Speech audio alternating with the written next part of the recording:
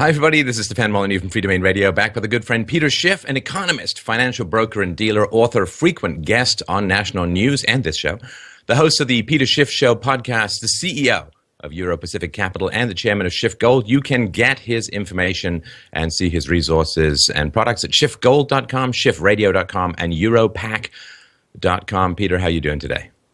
I am doing well. How are you, Stefan? Well, thanks. There is this idea that because there's been some financial turmoil since the Brexit, that somehow the traders are doing long-term political analysis of what's going to happen after Great Britain leaves the euro. And as I pointed out, I think the day after, these guys aren't doing long-term political analysis. They're looking for short-term gains, or at least covering short-term losses. I wonder if you can help people to understand the mechanisms by which these relatively short-term traders, what they're doing and the effect that it's having on the market. Sure. First of all, I think that the Brexit vote for the UK to leave the European Union, that is not really the reason that markets are collapsing. It's the catalyst. It's the event that triggered the decline. But remember, all of these markets are perched at artificial heights based on central bank manipulation. And so now you get an event that comes and catches traders by surprise. And of course, thanks to these central banks and cheap money, everybody is really levered up. So they have, tremendous exposure. And once an event happens that people aren't anticipating, and everybody has these so-called risk-on trades on, where they bought a bunch of stocks and they funded it by borrowing the yen or borrowing the dollar. And now all of a sudden, everybody wants to make the same trade at the same time. They want to take these risky bets off. And you have these big swings in the markets, in the foreign exchange markets and the equity markets. And I think that's what's going on. And ultimately, I think what's going to turn the tide is going to have to be probably an admission from the Federal Reserve that not only is it not raising rates, but that it's going to reduce rates and go back to quantitative easing. That's really what the markets want. And ultimately, that's what the Federal Reserve is going to deliver. Well, and of course, Yellen has been saying for a long time that the recovery is underway, that the economy is fundamentally sound and robust, and the inevitable consequence of that would be to raise interest rates. And she tried it once, and boy, did it ever turn into a disaster. So I think what you're saying is this hands her a good excuse, a good reason why she's not going to raise interest rates. So, yeah, okay, the American economy is strong, but boy, there's financial uncertainty over in Europe, so maybe now's not the best time. Yeah, I mean, first of all, the economy never recovered. We actually got sicker thanks to the Fed, which is the reason why the Fed can't raise rates. It's the reason why when they tried, it was a complete failure, because it's the cheap money that's the only thing that's keeping this phony bubble economy going. We don't have a legitimate recovery that can withstand higher interest rates. We have a bubble that needs 0% interest rates, maybe even negative at this point, and more quantitative easing. And so Janet Yellen has been reluctant to acknowledge this for a host of reasons, certainly the Fed's own credibility, but also the credibility of Barack Obama and, by extension, Hillary Clinton. And so they've been pretending the economy is strong, yet not raising rates, but also pretending that they're getting ready to do so, just not yet. And now all of a sudden, Brexit hands them a perfect excuse to save face, where they cannot raise rates, yet not have to acknowledge that it's the weakness in the U.S. economy that is the real reason for their inability to raise rates. They're going to look at the turmoil in Europe and what's going on around the world and say, look, it's a global economy that we live in, and our economy was healthy, but now we have these other problems, and we have to acknowledge that, and we're not here in a vacuum. And so as a result, we're going back to zero and QE4. Well, and your argument for a while, Peter, has been that we kind of are in a recession. I noted that you did an analysis of durable goods orders and other indicators of the robustness or health of the U.S. economy and found that it came up, well, just a little short.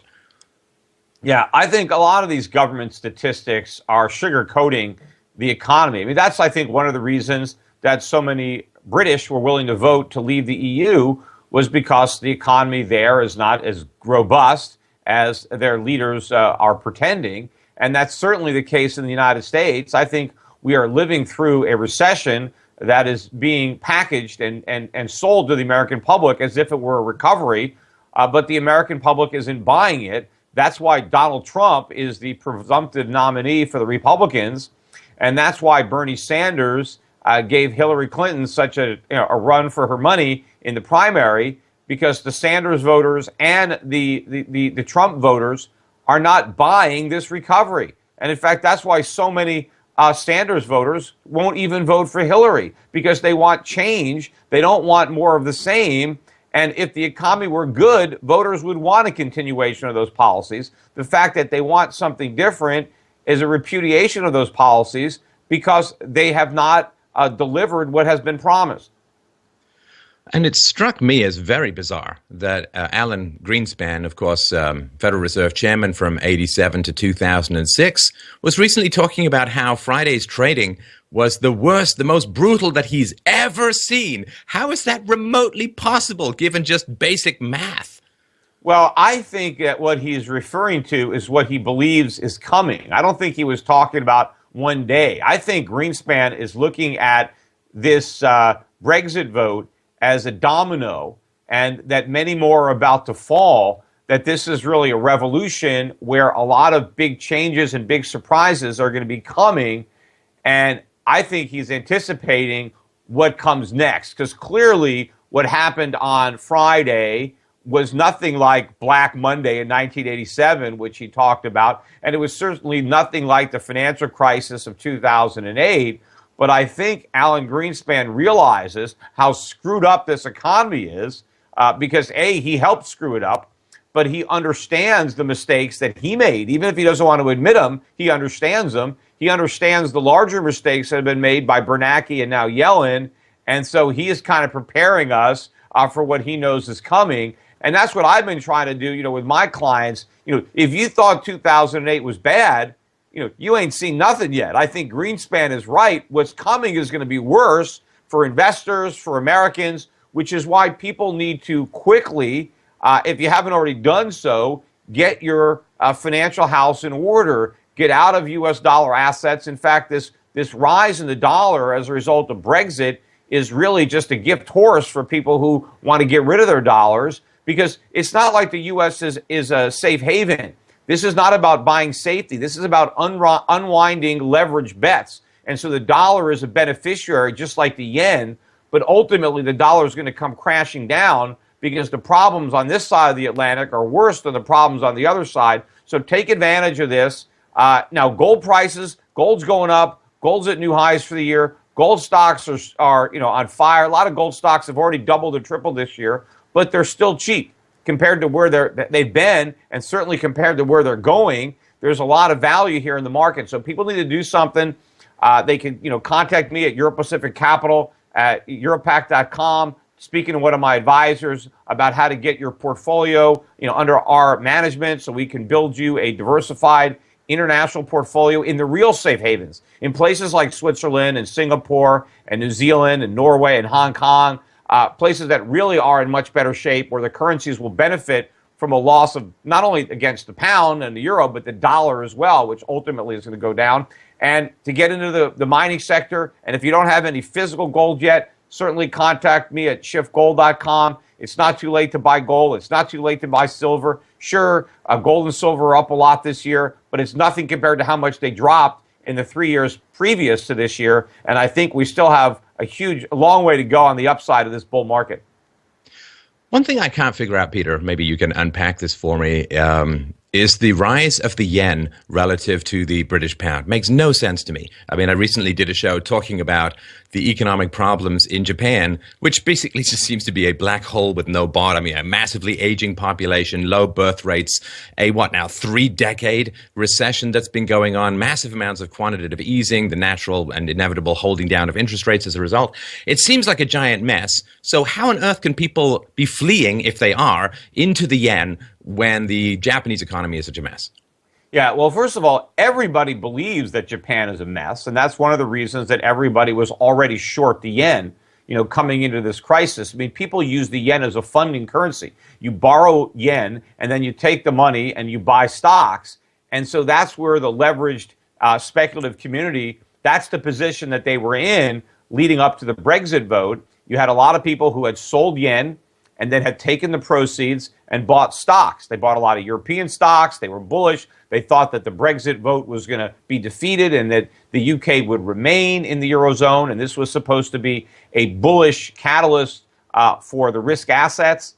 And when it didn't turn out that way, everybody rushed for the exits. And so everybody had to unwind and take the risk off their portfolios, and that meant they had to sell the stocks they bought and buy back the yen that they shorted. So that's where all the buying is coming from in the yen. It's the reversal of the risk on trade as everybody is scrambling to take risk off. It has nothing to do with the relative safety of the Japanese economy. It's all about the traders and where they're positioned and what they're forced to do right now and where all the margin calls are going.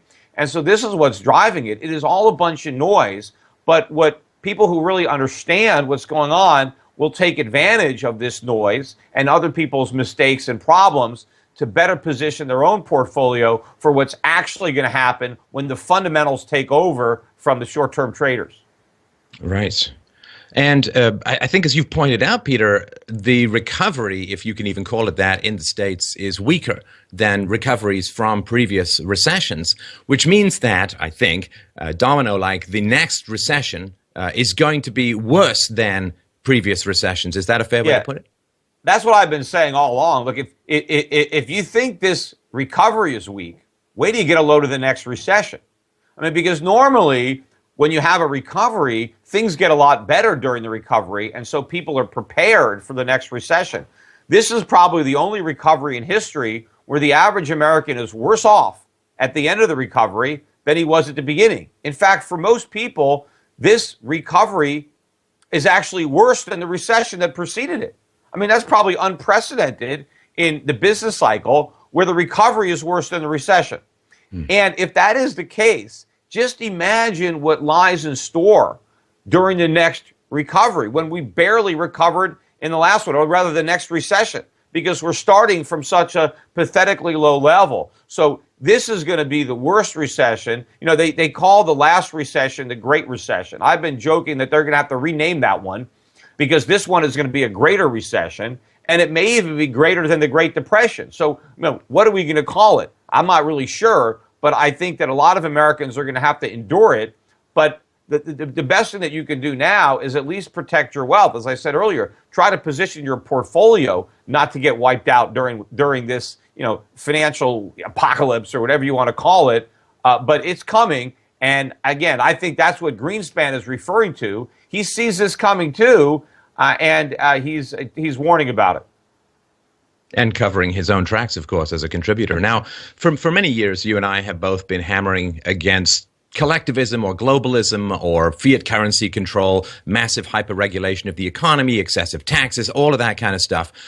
Part of me, Peter, feels like it's possible that the Brexit vote, I don't want to sort of hang too much on one vote, but I think it's possible that this could be the beginning of a turnaround, because it does seem to be a rejection of collectivism, a rejection of the idea that the government is the source of wealth, that more control, more regulation is going to bring wealth to everyone. And it seems to be a rejection of the additional layers of bureaucracy and control that have been coming out of Brussels. Now, if that's the case, then the general paradigm of the last couple of decades that, you know, you borrow money, you print money, you create money out of thin air, and you are going to regulate and tax and redistribute and control your way into prosperity. And I think the evidence has come in that repudiates that view.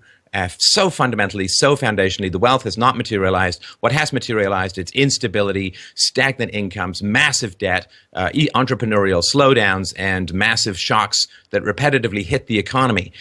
Do you think that this Brexit vote might be the beginning of a fundamental reevaluation of the state and of the economy and of liberty itself? Well, it could be. I certainly hope that it is. And I know a certain percentage of the people who are voting to leave were, in fact, rejecting big government. I mean, if you look at some of the promotional material that was out there urging people to vote to leave, there was a lot of information about all the regulations and the bureaucracy in Brussels and how it's impeding economic growth and prosperity in the UK. And so there was that element. But then there's also another element or aspect of it which was more of an anti-immigration kind of scapegoating, immigrants for problems. And so, a lot of it depends on what Britain does to redefine itself in the aftermath of the Brexit. Will they take this anti-big government philosophy to heart internally and not just reject big government coming from Brussels, but reject it coming from Parliament in the UK? Like, generally try to eliminate as many regulations as they can, cut government spending, reduce taxation, and try to make the UK into another Switzerland in a way, because certainly they were holding Switzerland up as an example of how good things can be if you're not in the UK, which is true, but you also have to emulate Switzerland in other ways. You can't, just leave the UK, the EU, and think everything's going to be great, because there are other countries that are not in the EU that aren't nearly as prosperous as Switzerland. So you've got to follow the example, and you need to have a more free market economy with more individual freedom and less government. And the UK can certainly do that. And to the extent that they pull that off, it is going to be a shining example of what can be done.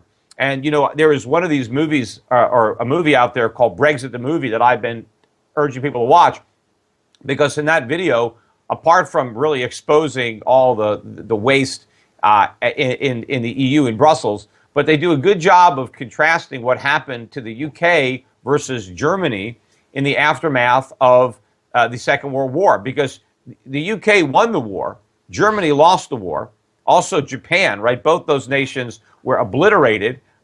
Japan, they had two nuclear bombs that dropped on major Japanese cities, but Japan was in ruins, and Germany, we bombed them, and so they had to rebuild after World War II. Well, the good news for Germany and Japan was that not only were their major cities destroyed, but their governments were destroyed. And so they were able to rebuild free from government. They had more free market economies. Britain, on the other hand, the British government survived the war and was bigger than ever, and hamstringed the British economy with regulations and taxation. And within a generation, Japan and Germany had risen like phoenixes from the ashes to become the number 2 and number 3 economy in the world, dwarfing the UK. I mean, look at the industry that came out of those countries. Look at the massive increase in standard of living and the abundance of consumer goods and huge exports that came out of those countries. And look what happened to the UK. And so even though they won the war, their people lost. And even though the Axis, Germany and Japan, lost the war, their people won, because they won economic freedom, and the British were hamstrung with socialism. And so that example, is out there for the British to see. And I mentioned too, look at how prosperous Hong Kong was. Even though the British government destroyed their own country, Hong Kong prospered, and Hong Kong did as well, if not better, maybe, than Germany or Japan, because the British didn't put the same taxes and regulations on Hong Kong that they put on themselves. So there is a blueprint out there for the British to follow to prosperity, and hopefully the British people will take advantage of that. In the U.S., if not around the world, Peter, as this inevitable slowdown of the economy and continually escalating shocks out of, it's a sort of not a very powerful phrase to say vast misallocations of capital, but it's sort of fundamentally what's going on, I think. What is it that the people, the governments are rarely going to come up with these kinds of solutions, but what is it that the people should be discussing and talking about as ways to avoid this sort of rolling giant snowball of doom that may be coming economically? What are the policies that they could be advocating for? Well, they have to advocate for the free market. I mean, look, the problem in Europe, or the problem in the United States, is big government. I mean, look, that's what the European Union was. I mean, it's huge government. I mean, it started out with a noble idea. And generally, the road to hell is always paved with good intentions. And the initial idea was, let's have a free trade area. Let's let goods and people move freely throughout Europe, kind of like they do in the United States. And that was a good idea.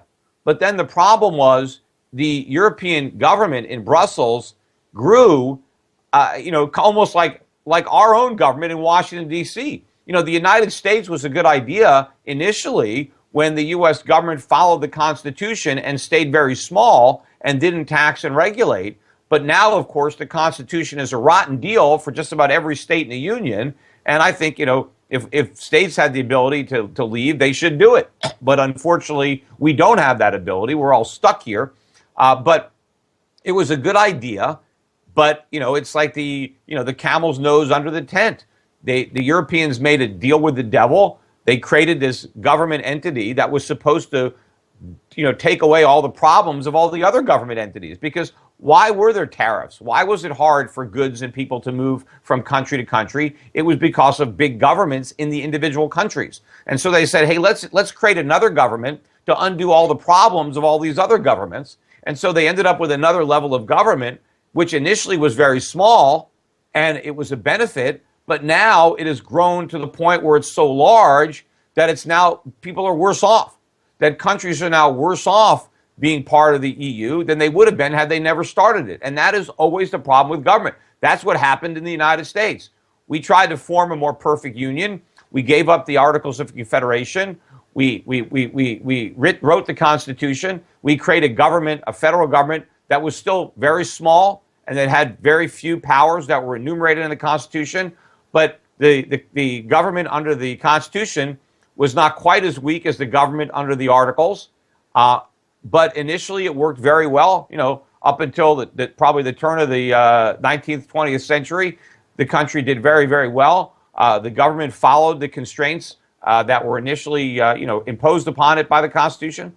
But certainly, as the 20th century progressed, and we went through the Roosevelt era, first the populist, then Roosevelt, and then we went into the Second World War, and after that, the Great Society, the New Deal, the war on poverty, and now, of course, Barack Obama. I mean, government has grown like a cancer. It is enormous, and we would certainly be much better off today were we governed by the Articles of Confederation than by the Constitution, the way it is currently misinterpreted by our courts. And again, the same problem in Europe, and people just need to get rid of these governments that are oppressing them, and hopefully this will be the beginning of a wave that can spread around the world.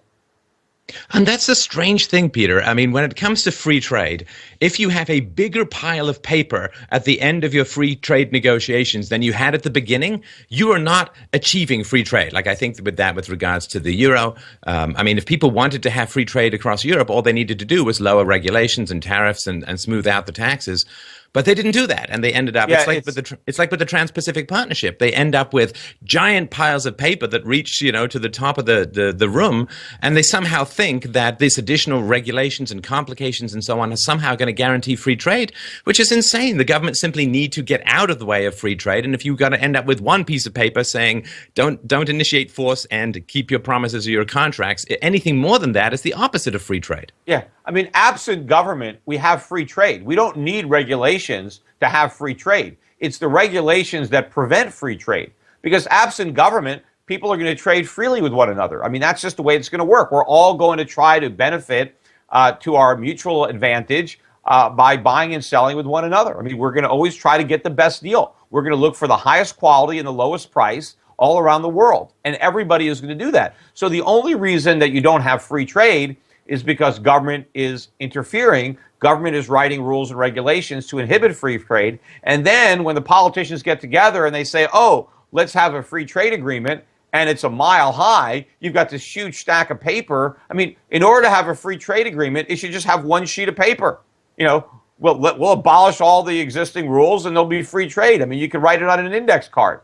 The fact that, these free trade agreements fill up volumes and volumes proves that there's no free trade there at all. It's just it's managed trade masking as free trade. I mean, that's how government works. Kind of whatever they do, they'll slap a label on their legislation, and the label is generally the opposite of what the impact of the legislation is going to be. So if they have a new bill called, the tax simplification bill, it's going to complicate taxes. But they don't want to call it the tax complication bill because no one's going to vote for that. So they call it the tax simplification bill, but then it's all about complication, just like the Patriot Act. I mean, was there anything patriotic about the Patriot Act? No. It was the Unpatriot Act. But no one's going to support the unpatriotic act. So you put all your unpatriotic things and you wrap it up in the Patriot Act. And so that's how it passes. There is no truth in legislation. Like the government says, you have to have truth in advertising. But unfortunately, that doesn't apply to legislation. The name of your legislation can be the exact opposite of the intent or the effect of the legislation. And that's what happens with these free trade agreements. Now, for my younger and newer listeners, when you talk about get your hands on some gold, it seems like a vague anachronism, like go hunt some doubloons and buy yourself a blunderbuss. They don't really, I think, understand the degree to which gold is really a very key part of a portfolio in adverse or uncertain times. I wonder if you could help people understand the value of gold during these situations. Gold was up about 5% on Friday in the U.S. But think about it from the perspective of the British people, because the gold was up 15% in terms of the pound. I mean, think about that. I mean, so if you went to bed in Britain and you had pounds in the bank, you woke up the following morning and you lost, let's say 10% of your purchasing power. But if you went to sleep with gold coins, in your safe, you woke up and you had 5% more purchasing power. Gold protects you from events like the Brexit and what people believe will transpire in the aftermath of Brexit, which will be more money printing in the UK, lower interest rates, more inflation. Gold protects you. Gold was up on Friday against every currency, even the yen. But it was up by the most in terms of the pound. But a better way of looking at it is that all the fiat currencies lost value on Friday, and they're all losing value again on Monday. They're just losing value at different rates. The pound is the weakest currency, and the yen is the strongest. But even the strongest currency is still losing ground against gold, which shows that it's better to own money, which is gold, than any kind of substitute for money, which is all these fiat currencies are. They are money substitutes, and they are poor substitutes for the real thing, because there is no limit to how much money central banks will create, and they're going to prove that, because they're going to keep creating it until its market value matches its intrinsic value, which is zero. And as more and more people wake up to the con that these central bankers are perpetrating, just like the British woke up and they wanted out of the EU, well, people aren't just going to Brexit. They're going to a fiat exit or fiat currency exit, whatever the anachronism would be there, but they're going to exit the pound, they're going to exit the euro, they're going to exit the yen, they're going to exit the dollar, and they're going to go for gold. They're going to vote for gold, and they're going to repudiate these fiat currencies in a similar manner that they repudiated the EU. But before that happens, while gold is still, right now gold's around 1325 or something like that. Gold got as high as 1900 a few years ago, and believe me, the problems are a lot bigger today than they were when gold was at 1900. And we certainly printed a lot more money since gold was at 1900, and we're about to print even more. So the bullish case for gold has never been stronger, yet you still have a bargain in the price that you would pay for your gold. But I wouldn't press my luck, because I don't know how much longer the sale is going to be on. Right. And it's not like this economic uncertainty is going to go away, at least in the UK, anytime soon. I mean, there could be years before they have negotiated an exit, and who knows what's going to happen in the interim. So thanks again so much for your time, Peter. Just wanted to remind people they can go to shiftgold.com, shiftradio.com, and europac.com for more of Peter's investment advice. He runs a wonderful podcast, which is well worth subscribing to. As always, a great pleasure to chat. Thank you so much, Peter. Thanks, Stefan. Yes, it's the Peter Schiff Show is at shiftradio.com and my YouTube channel, The Schiff Report. I'm still trying to catch up to you on subscribers, but you're still way ahead. All right. Well, I do general news. It's a little bit different. You're a bit more specialized. But thanks again for your time, Peter. I just passed 150,000, so that's a little bit of a landmark. Fantastic. Well, congratulations. It's well deserved. Thank you.